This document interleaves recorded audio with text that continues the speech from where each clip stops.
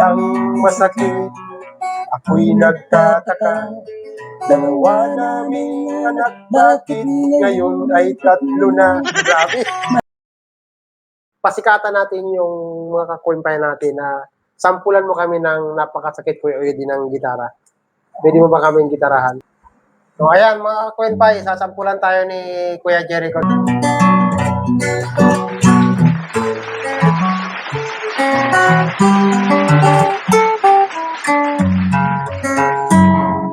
Ako'y narito, trabaho na narito sa mainit na siyudad, sa bansa ng Paraguay.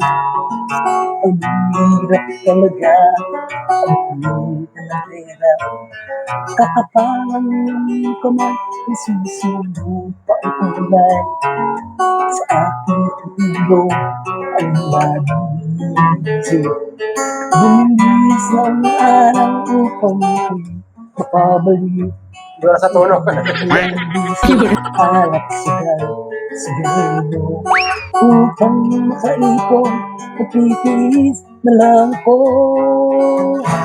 Napakasakit, Kuya Eddie, ang sinapit ng aking buhay. Napakasakit, Kuya Eddie, Sabihin mo kung ano ang gagawin. ako ay natuwa sa At ang aking anak, ako ay nabigla at agad ay lumuha. Ika'y umuwi ka, dalian mo lang sana. Sinay ay may iba nagtataksil sa'yo, mga Napakasakit, Kuya Eddie, ang sinapit ng aking buhay. Napakasakit, Kuya Eddie, sabihin mo kung ano ang gagawin. Ayos ah. buhay. Gabi na nang dumating, dalawa kong anak sa malayo nakatingin. Sila'y namumula, halos nakapikit na. Ang kanilang kamay may hawak na marijuana. Ngunit ang masakit, ako'y nagtataka.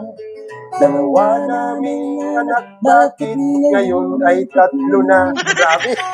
Kung nasawa, May kasama na siyang iba. Nanunglipit naman, dala pa ang aking pera. Napakasakit, Kuya Eddie, ang sinapit ng aking buhay. Napakasakit, Kuya Eddie, sabihin mo kung ano ang gagawin. Napakasakit. Ay, masakit. Grabe!